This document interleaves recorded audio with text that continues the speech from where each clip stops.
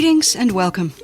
Today's interview was conducted in June 2020 with Lucy Dale, who at that time was 33 years old. At the time of the interview, she was working as a community health nurse in Orange County. But in the months between the recording of the interview and its release on our show, Lucy has moved to working in Los Angeles County, where presently she serves as an outbreak investigator in underserved communities. That is to say that Lucy is daily in the very front lines of the fight against the coronavirus, a job that is as critical as it is stressful. This interview is unique in a sense that is perhaps worthy of mention. It is the very first interview I recorded for this whole project. Okay, good afternoon. Thank you so much for this opportunity. My name is Lucy Dale, or a lot of people also call me Lucy Dale. And my pronouns, well, I feel comfortable with she. And right now I've been living, almost 2.5 years in Santa Ana, California. And, well, obviously, in a pandemic, I'm taking it day by day, trying to survive everything in this chaotic time. Yeah, for sure. It's really chaotic. Mm-hmm. So then, as you already know, I have 3 questions for you. And I'd say the first one is the broadest.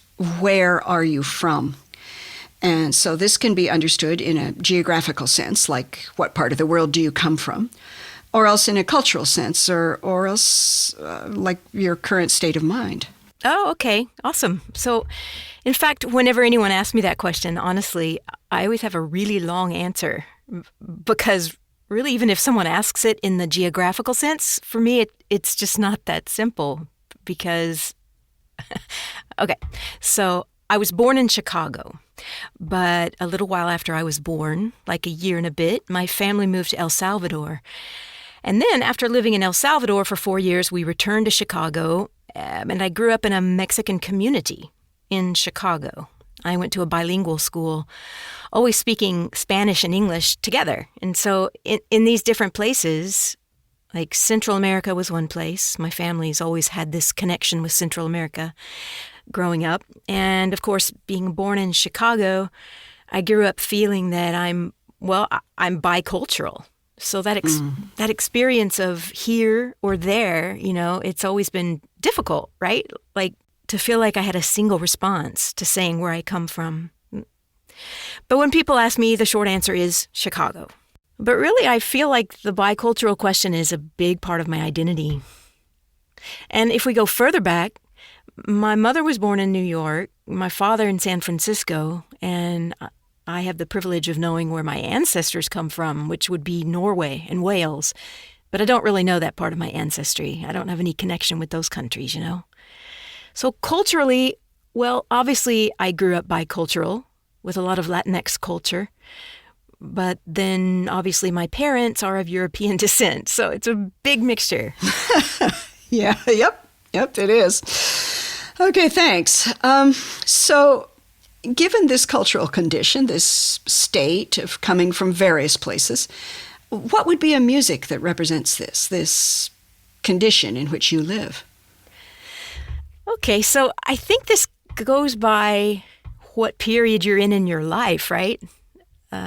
But the song that I currently feel like represents me is a song by Jorge Drexler called Movimiento, that is movement. And this song talks exactly about that. It talks about migration, not being from here or from there. And for me, it really represents that, that sense of mixture that I identify with. Yeah, I love Jorge Drexler.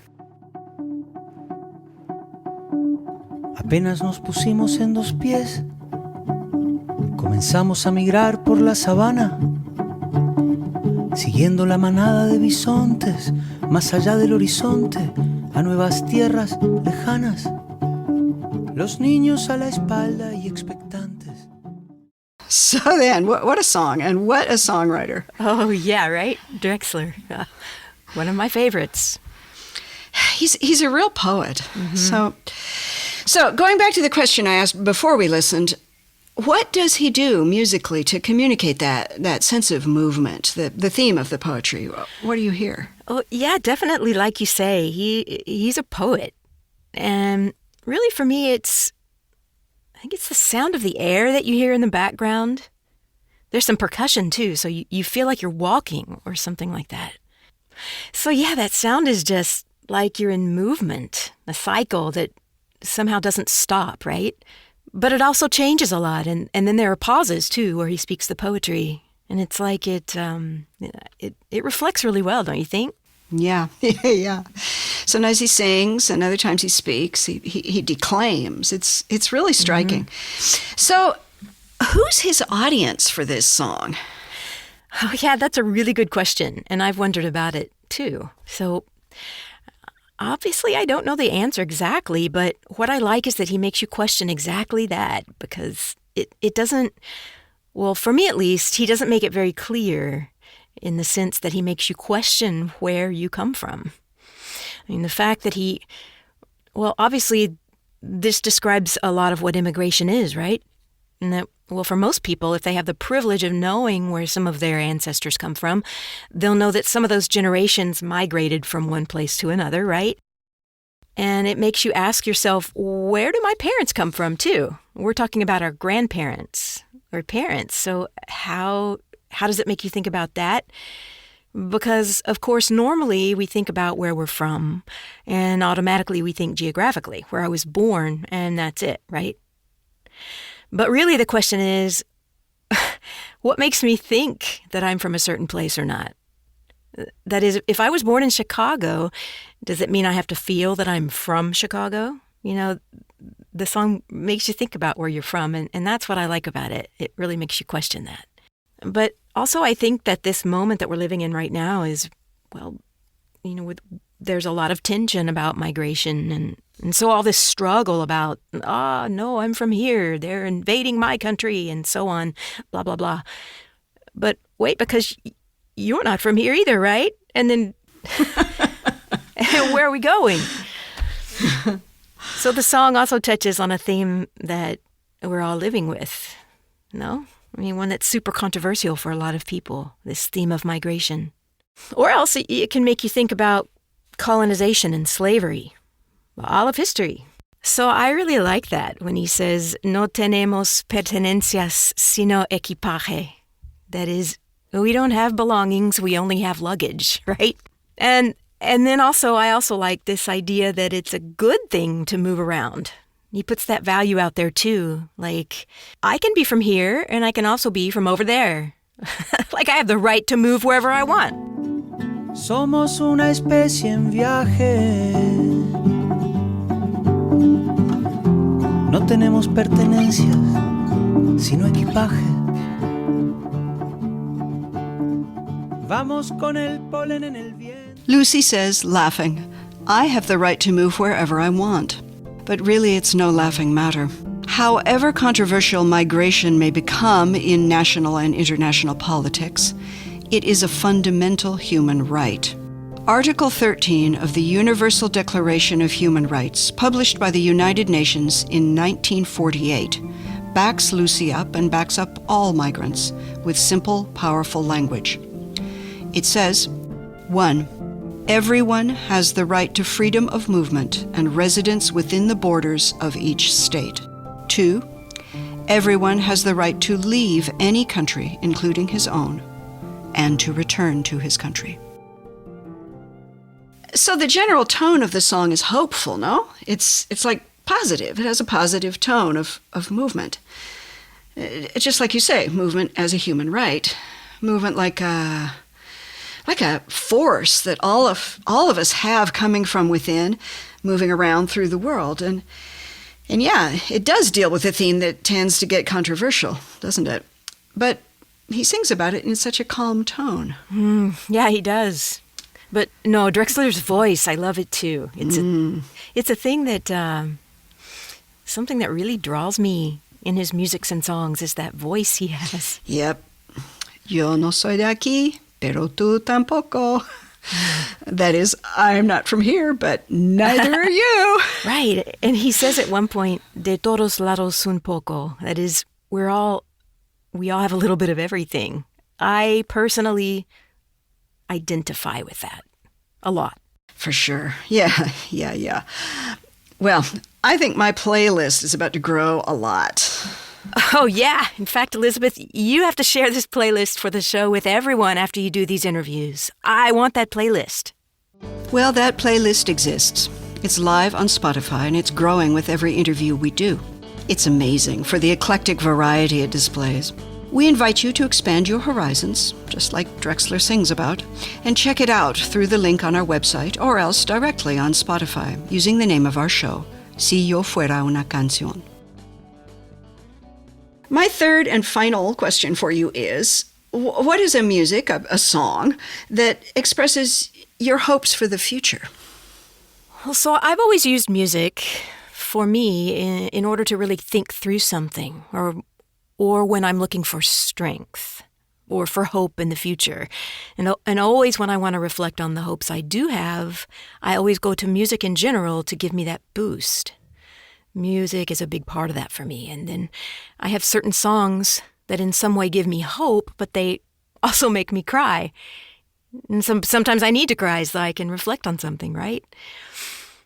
But right now I seek out songs that are a little happier so that I can really access the strength I need to feel that there is hope. And these days I feel like there's one special song that talks a little bit about the self-care that we all need personally. More than anything, I identify with this song as a woman. It's called Holy, Holy, and it's by Jamila Woods. Well, she's from Chicago. And, well, she's also an awesome woman, right? The song is obviously in English, but it has this boost that I need so that I have strength as a woman. And it also talks about the self-care I need so that I can feel like there's hope. Woke up this morning with my mind set on loving me. With my mind set on loving me. Woke up this morning with my mind set on loving me. With my mind set on loving me. Woods's and Lucy's focus on self-care has a very particular resonance in the COVID era, of course. And Lucy herself is currently a COVID worker on the front lines of community prevention. The CDC acknowledges the stress that attends such work, from anxiety and depression up through post-traumatic stress disorder. Its tips for coping and enhancing resilience, while comprehensive and thoughtfully presented, do not currently include engaging with music and its sister arts.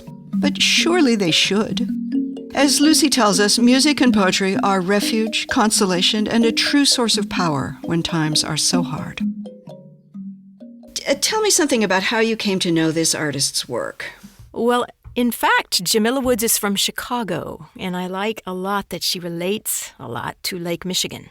She puts a lot of that into her songs, too. I also got to know her work because she also sings with Chance the Rapper, another Chicago artist who got really famous. I also got to know her work because she also sings with Chance the Rapper, another Chicago artist who got really famous. So Jamila Woods is a poet.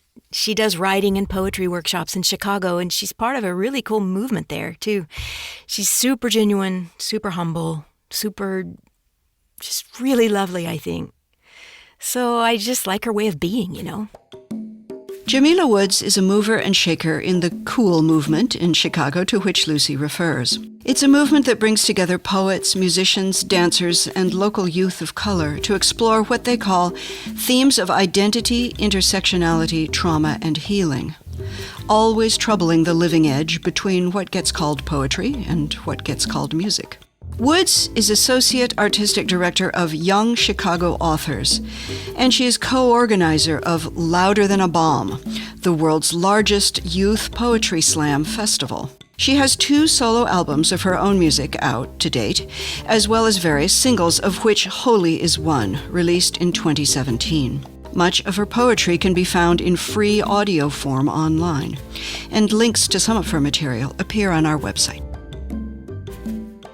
And then there's the rhythm of R&B, soul, hip-hop, you know. For me, it gives me a feeling, a certain feeling.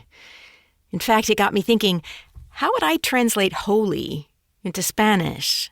Like keeping the sense of the English. So I started saying sagrado, right? Which is sort of like the English word sacred, as in, I am sacred. But in this sense, the sense of what makes this song sacred, like what elements are there musically, well, something that really resonates for me is the keyboard, the piano. That's part of it. Also, she has like a chorus of women backing her up. So then it gets a little bit of that church feeling, right? I think that brings the sacredness out somehow. Maybe some other elements she brings in too, and then obviously her voice, hers and the other women, right? For me, that sounds sacred. Yeah. I hear that. It also comes up very clearly in her way of singing. It's like, how would I put it? She sings very plainly, really simple. She doesn't put much drama into her way of singing, does she? It's almost like she's speaking to the listeners. I would say conversational. And it seems like very often it's that intimate element of the sacred that we lose, right? There she is, almost confessing, I'm holy by my own. Right. I love it. It's as if she were my sister. Oh, that gives me shivers. Really? Yeah. Well, yeah. And then as far as hope, your hope for the future, tell us more about how this idea of the sacred, which is something very intimate, very, very personal. Of course, yeah. How does this become a hope for you? I'm not lonely, I'm alone. I mean, it's that's okay, right? It's okay if I'm alone. That's sacred too. There's pressure from society. We feel that we have to be something specific, especially as women in this society. But we are our own temples. The image of a woman as her own sacred space, the sacred temple of women. So there's hope there in women. The temple of women is a great hope for me. And reminding myself that I'm that sacred person. I am a temple. And we need this self-care for that sacred temple. So the song gives me this place where I can say to myself, okay, I have a lot of power as a sacred woman. I can achieve a lot. And that gives me strength for the future, So I can keep going and know that there is hope for a better world. Oh, how beautiful. Yes. And yeah, speaking as one single woman to another, I really like those lines. I'm not lonely, I'm alone, and I'm holy by my own. I love that. I'm not lonely, I'm alone, and I'm holy by my own. I'm not lonely, I'm alone, and I'm holy by my own. Maybe that's a good note on which to end our interview.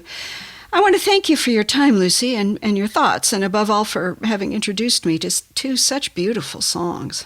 Well, thanks again for the invitation. Let me know how it goes, and I'll see you in 2 weeks or so when I get back from Bellingham. I leave Friday at 5 a.m. Ooh. Well, go with motion, but also calmly, like the Drexler song. That's right. Yes, exactly. Thank you. Big kiss, and we'll talk soon. Ciao. Ciao. We ended the interview at this point. Some of Lucy's perceptions have stayed with me in my mind. It's been a long time since I had thought of myself as a sacred woman.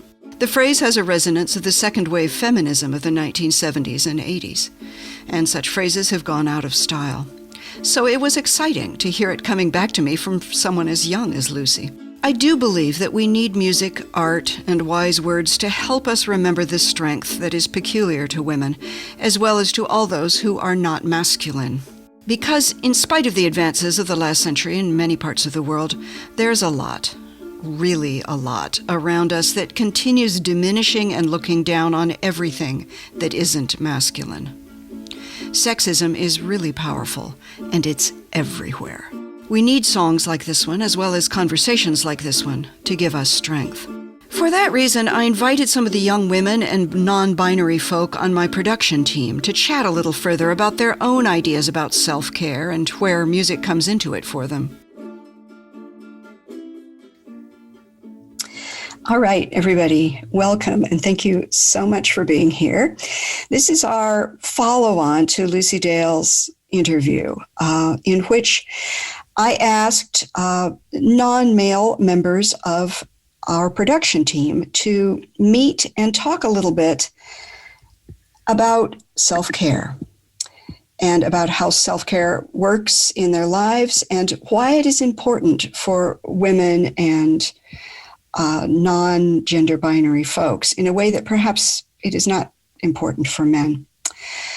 I think this is a really important theme, and it came up strongly in Lucy's interview, and I would like to follow up on it a little bit here with all of you.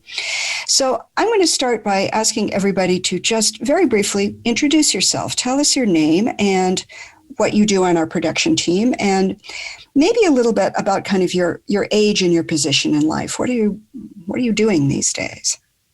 I'll start with myself. I'm Elizabeth Le Guin. I'm the program host, of course. I'm 63, puts me in a very different generation from all of my production team. And I'm a university professor who happens also to be running this podcast. And I'm going to pass it to Laura. Hi, my name is Laura Diaz. I'm a graphic designer for this podcast. And in my free time, I do a lot of video gaming and a lot of illustration, just personal illustration. Cool. And you are a community college student, Laura, so I place your age somewhere in the 20s. Would that be correct? Correct. Yes, I am 21, turning 22 in August. All right. Marcy, would you like to go next? Absolutely. Hi, everyone. My full name is Cynthia Marcel de la Torre. And as everyone knows me, I'm Marcy. I am 24 years old, and I am an audio engineer for Elizabeth's project, Si Yo Fuera Una Canción. Thank you, Marcy. Zoe. Yes. Hi, everyone. I'm the Director of Marketing and Communications. I'm 23 years old, and I'm turning 24 next month. Right now, I'm working on my master's in media psychology, and in my free time, I like to listen to and make music. I also have a small business where I make jewelry and I share my art with others. Cool. Thank you so much. And last but no means least, Julia. Hi, my name's Julia Lanis. I'm 19. I just turned 19 like a couple weeks ago, so still fresh in my mind. I'm an audio engineer on the team, and I am a freshman in college. So I'm studying music industry, and in my free time, I like to edit sound for short films. Wonderful. And I neglected to mention two things. One is what I do in my free time. I would say probably my dominant activity in my free time is gardening. I have a big garden, and I try to grow vegetables and things in it. The other thing I wanted to mention is that there is a member of our team whose name is Deaneira Garcia. And Deaneira is not able to be with us today, in part for a reason that really bears on our theme, which is that they are recovering from an appendectomy. So Deaneira has recorded a separate contribution to this conversation, which will follow what we're doing here today. So we have three questions that I'm going to ask us each to respond to. The first of them is this: why do you think self-care is especially important for women and non-male identified folks? What makes it a topic of particular concern to us? And I'm going to keep the same order that we introduced ourselves in. So Laura, if you'd like to speak to this first. Sure. So often I notice that women often have to do more emotional labor, both at home and in their workplace. What this means is, they have this sort of role, I've noticed, where they have to deal with the kids. They have to deal with the emotional situations. They have to make sure that everyone's comfortable. And that puts a lot of stress. Like sometimes you don't have the emotional capacity or the energy to deal with those types of situations, but we're expected to deal with them anyway. And another reason is just that I think women face more stressors. It's a scary world out there for women. I mean, just walking out of the grocery store, I have to be like hyper vigilant that, you know, I'm not being followed, that something is not going to come out and like put me into a van. And just going outside by yourself is a bit of a stressful situation, at least in my experience. So I do think that, you know, women deserve to just kind of have a moment to themselves and reground and take care of their emotions and their bodies. Yeah, for sure. Yeah, thank you, Laura. Marcy, you want to follow on from that? Yeah, for sure. I loved everything that Laura had to say. I think that for myself personally, I was actually in a pretty unique situation growing up where I was really independent and I never was afraid of going out or like meeting new people. And that kind of scared my family for me. And so it's really interesting to hear Laura share her perspective on this, because I was having a bit of a challenge to word it in a way where it was just singling out the challenges that women face. And as oblivious as I could have acted growing up, like I could have probably ended up in a million difficult situations if I didn't have people around me who really cared for me. So I'm extremely more cognizant of it now as a result of just like having friends, family members who make it a big deal to relate with me and like just kind of move with me in different areas as we like go through different walks of life and experience the world together. It's interesting. Yeah. Yeah, it's interesting, you know, as we kind of braid our answers together, because they're all kind of pointed in the same direction, I think, but there's a different perspective for each one. Zoe, you want to join in? Yeah. Honestly, self-care, it's so important because it's so easy to get lost in the demands of the day-to-day hassles and stresses. Sometimes I feel like I'm bouncing from task to task, from homework to work to career planning to my small businesses. And I find myself forgetting to do small things like drinking water or going outside to get fresh air, downloading the sun, you know? A lot of the time, non-male identifying individuals carry the load of trying to maintain harmony in spaces. And we can't create a sustainable future without building a sustainable presence in our bodies. Wow. So neatly put. I like that a lot. I also like that phrase, downloading the sun. I hadn't heard that before. One of my favorite phrases. That's really good. Julia, you wanna join in? Yeah, of course. I think for people who are not male, there's a big influence from outside sources to be this nurturing person. And I believe it was in World War II when women joined the workforce, they became like when they were adopted into the workforce, they still had the expectation of being a full-time mom, a full-time caretaker, a full-time nurturer at home. So there's this responsibility of like always be hustling, but there's also the responsibility of like take care of your kids and make sure they are raised well. So I think there's a lot of different responsibilities that fall to women that make it difficult to acknowledge self-care. Yeah, thank you for bringing a little bit of history into it. I think that's super important. That connects a little bit with my own response to this question about why self-care is especially important for women and non-male identified folks. And it just has to do with what you said, Julia, that we are embedded in a system that, well, I'll just say it. Capitalism is based on a model where you exhaust your resources. And when workers like us, each one of us is earning a living, when workers become resources, they get exhausted. And the population that's supposed to make up for that exhaustion of resources, the exhaustion of workers, is women. It's this kind of, second full-time job that so many women in our generations and in our mothers' generations had to carry, which is, you keep the nourishing going while everyone is out there exhausting themselves in the free market.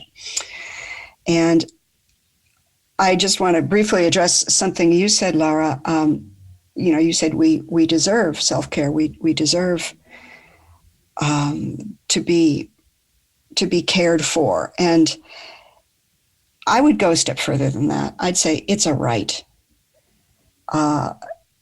It's more than just something we deserve. It's something we have a right to demand of our culture.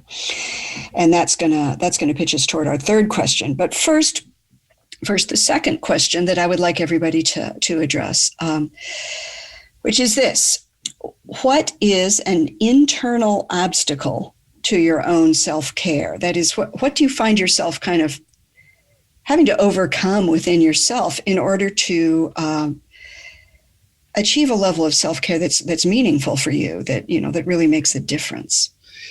And we'll keep the same order here. So Laura, if you'd like to weigh in on that. Yeah. So one obstacle that I often face is just feeling like I don't deserve a break.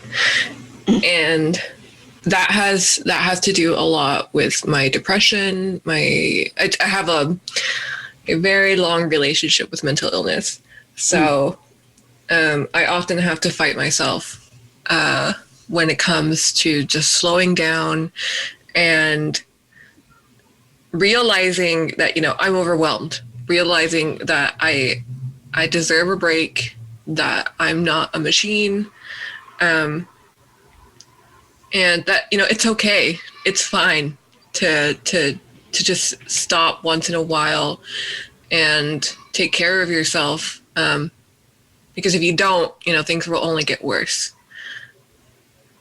Yeah. And it sounds like you've learned that last part the hard way. That if you don't do this, as you say, it's just going to get worse. Mm-hmm. Wow. I'd like to jump in. I too, have also been facing things like that where I feel like things just only get worse unless I do something about it. And the biggest thing that I think I've been able to implement into my life to help circumvent this has been meditation. And I'm really grateful for this new learning experience because it has changed the way that I pace my day, and acknowledging that maybe 2 or 3 hours from now, as good as I've been going right now, I might need to just take a nap for 20 minutes and just allow myself the opportunity to just process what happened during the day because of how much pressure I can put myself through. All of this relates to how important it is to being able to give yourself the time that you need to develop and grow and just process. Right.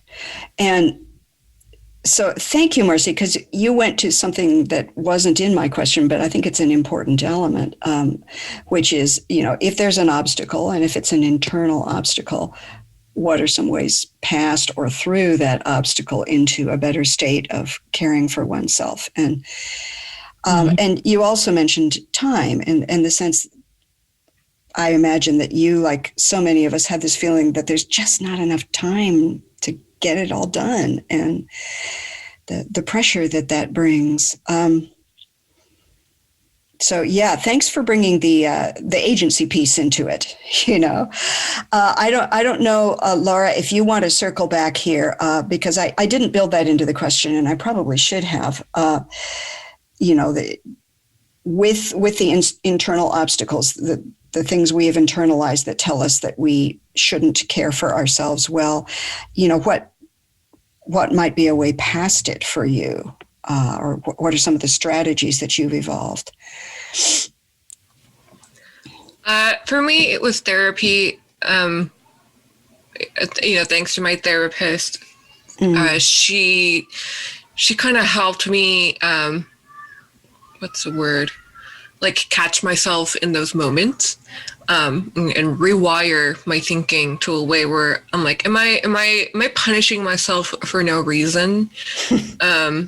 And then, if I do catch myself in those moments, then just, do what I have to make sure that I'm going to be okay. So cool. I love that image of like catching yourself, because you know that you can depend on yourself to get yourself through the day. And like, that's beautiful. At the end, something I've always told myself, I'm the only person who's going to have my back 100%. So, I think it's important to be able to rely on yourself if, for some reason you don't have anyone else you can reach out to. Right. And even learn how to if you've never been able to beforehand. Right. Mm-hmm. Yes, I think it's important to remember that is actually a skill that can be learned. Zoe, you want to weave yourself into this? Yeah, I'm a big fan of the notion of, taking the time to really appreciate yourself for being there for yourself. And what Marcy just said kind of reminded me of this quote of, it's important to just, give yourself a hug from time to time, just like fully embrace yourself and be there, be present in that moment. In terms of, an internal obstacle that I experienced in my own self-care, I would say it's not feeling guilty about it. It's so easy to, sometimes we'll feel that we're guilty for setting boundaries, whether it's in relationships that are platonic, romantic, or at work. It's so much more important to listen to your body first and to also be able to communicate on behalf of your body what it needs. I'm a big fan of the idea of caring for your body as you would a small child. Even the little things matter. Yeah.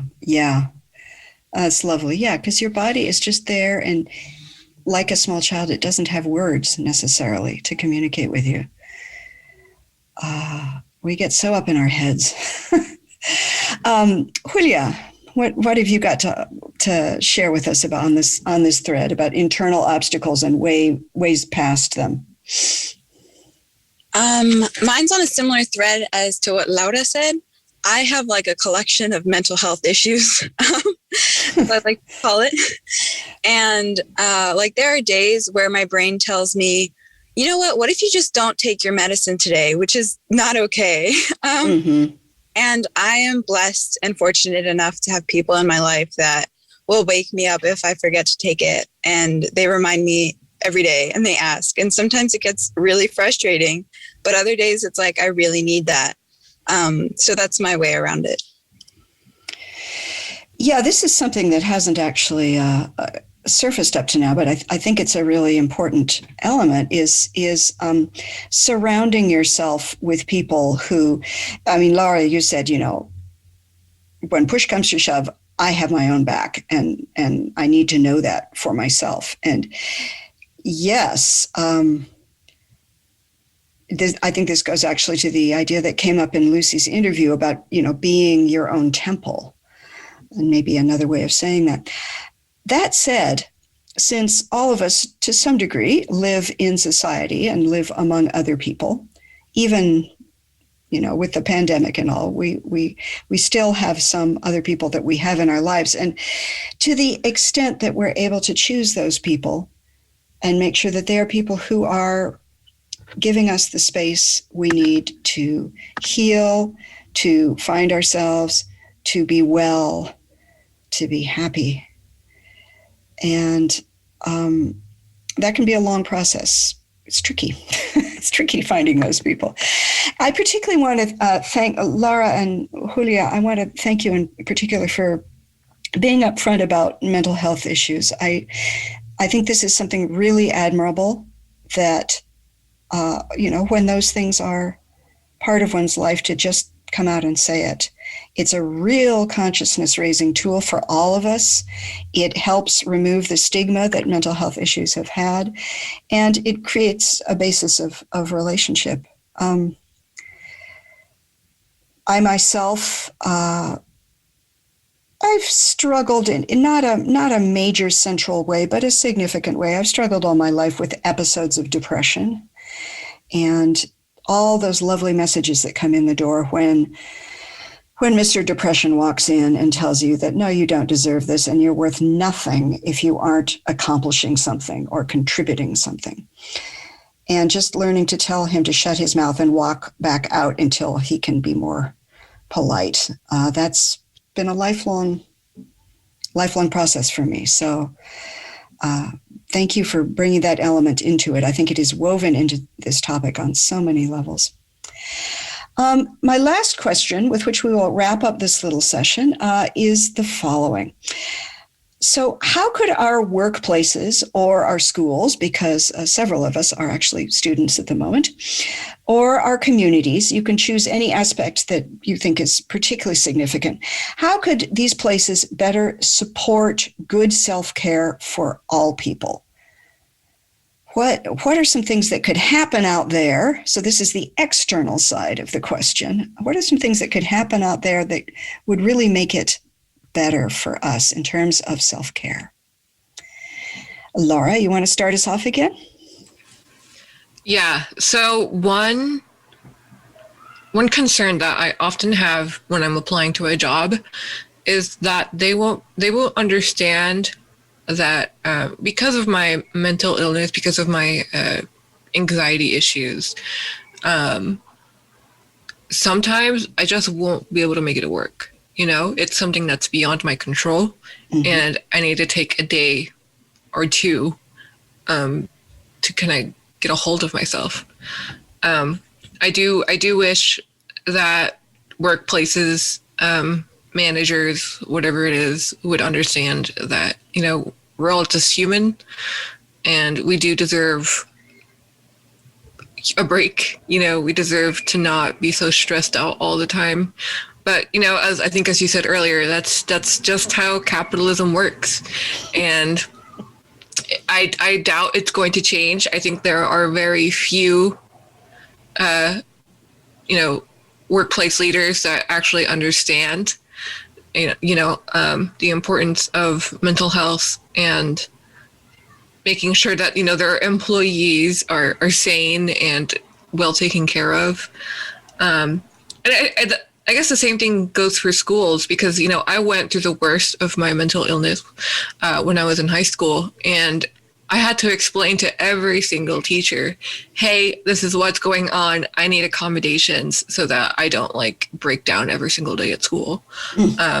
So just amplifying everyone's understanding of mental illness and how it functions, and just how it's not as simple as, sucking it up or being more positive. Wow. Yeah. Go ahead, Marcy. I feel like growing up in high school, I never really felt like I could show weakness. Like I always had to have it together. And this did stem down from my own personal family's values in always being go-getters, always just being on top of things. And it created this level of anxiety within me that I almost numbed myself to my own emotions in order to get through my days. And it wasn't until I graduated from high school. And the saddest part of the story is when you know that you went through something because you find this one journal entry that was extremely eye-opening to your own self, where it should have been the wake-up call to get you to find help or seek a resource. But because I wasn't encouraged within my own family to address anything, I always had to hold it in. And it wasn't until I went to community college where people were a little bit more accepting of my circumstances, that I was able to see a little more empathy for my own self and my own experience. And juggling tasks is something that many college students experience because they're just moving forward in their life, creating their own pace. And I really would like to commend Laura for being able to acknowledge herself at such a young age, because I couldn't. And I really wish I could have. Thank you. Yeah. Zoe. Yeah. I'm also very interested in echoing the same remarks on just appreciating how genuine this conversation is, especially with regards to how we can reach burnout and how to, communicate that with people who are expecting productivity from us.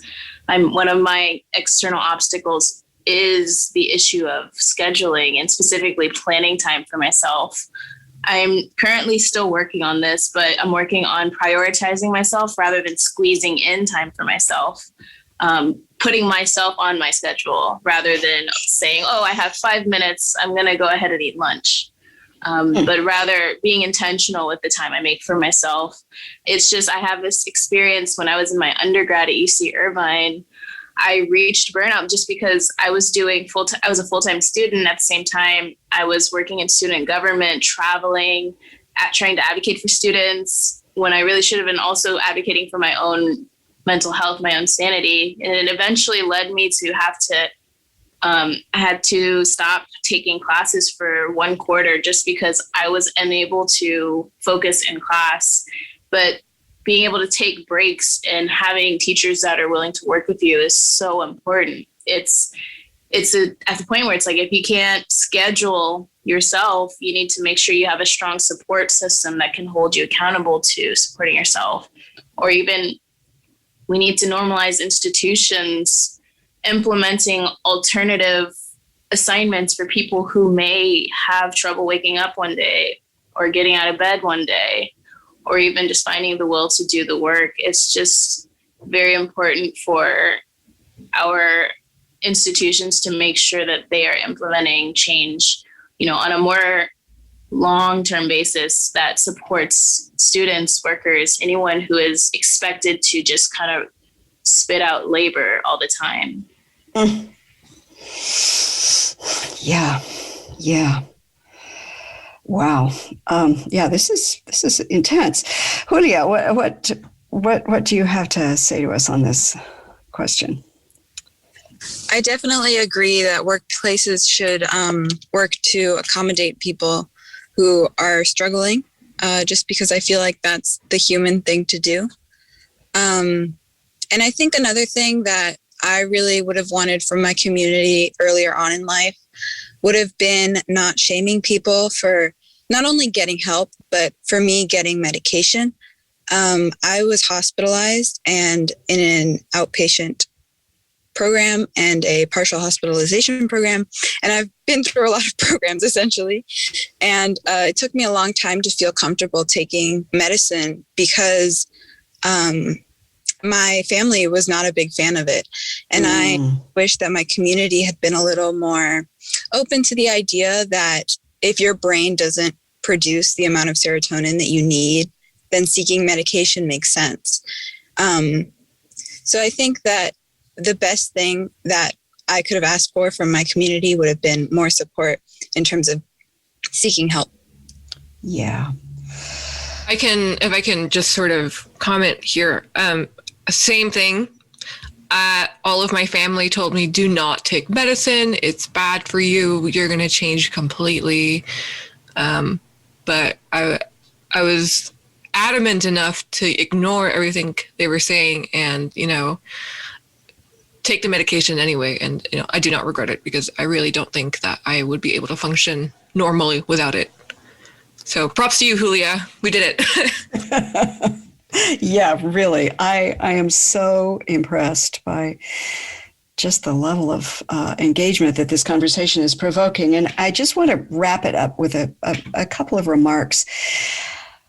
You know, you said, Laura, you know, you returned to the theme of capitalism that I had raised at the beginning and said, you know, it doesn't really look like these accommodations for the variety of human experience and human capacity. It doesn't look like that's going to be changing anytime soon.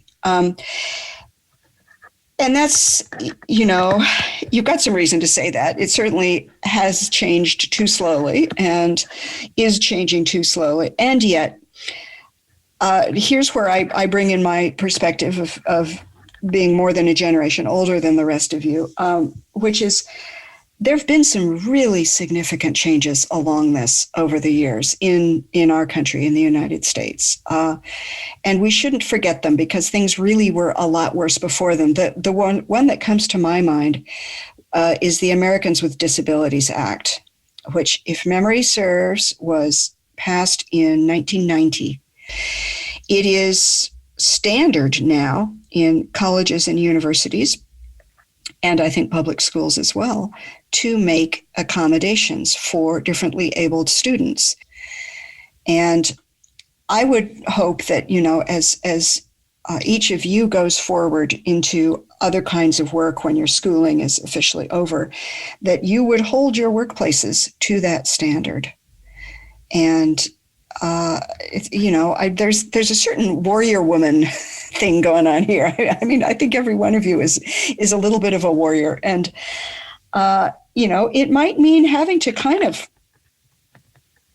take a risk and stand up to a boss who isn't being understanding about unreasonable pressure. But I just bring this up because I want to emphasize that there is some support out there, and people have been working very hard on this now for several generations, and it has made a difference, and it can continue to make a difference. We can make a difference. We are making a difference by having a conversation like this one in public. So Definitely. that's the note I kind of want to wrap up on. I think I've said my piece. I've definitely talked enough. If anyone else would like to just say a few words in wrapping up, we'll call it a show. Yeah, productivity is not realistic if we're not mentally and emotionally present. And it's important for our communities to recognize that and to create more avenues on a daily basis to normalize supporting each other on a more personal level. I'm very appreciative of this conversation to start, you know, get the ball rolling with how organizations can look to implement more effective change and support for differently abled people, and also just for anyone to make sure that they're taking care of themselves. Yeah. Thank you. I think it's the greatest question to ask, which was something I believe one of us beautiful ladies said, which is, what's the human thing to do? You know? And at the end of it all, like, we are human beings, and it is a challenge for all of us. So why not empathize with it and help each other to make it through? Yeah. Thank you. All right. Thank you, Laura Diaz, Marci de la Torre, Zoe Broussard, Julia Alanis. I'm Elizabeth Le Guin, and you can join the conversation on these very interesting and important topics by going to our website, sillofuera.org, and telling us what you think and what your experiences have been. We'd love to hear from you. Thank you, ladies, and let's call it a show. Would you like to know more? On our website at sillofuera.org, you can find lyrics to the songs we discuss, our blog about the issues of history, culture, and politics that come up around every song, links for listeners who might want to pursue a theme further, and some very cool imagery. You'll also find playlists of all the songs from all the interviews to date, and our special staff-curated playlist as well. We invite your comments or questions. Contact us at our website or participate in the Si Yo Fuera conversation on social media. We're out there on Facebook, Instagram, Twitter, and TikTok. And then there's just plain old word of mouth. If you like our show, do please tell your friends and your families to give it a listen. And do please subscribe on any of the major podcast platforms. We'll bring you a new interview every 2 weeks on Friday mornings. Julia Alanis, Cynthia Marcel de la Torre, and Wesley McClintock are our sound engineers. Zoe Broussard and Laura Diaz hold down the marketing. David Castañeda is music researcher. Deaneira Garcia and Alex Dolvin make production possible. We are a not-for-profit venture currently and gratefully funded by the John Paul Simon Guggenheim Foundation. For now, and until the next interview, keep listening to one another. I'm Elizabeth Le Guin, and this is Si Yo Fuera una Canción, If I Were a Song.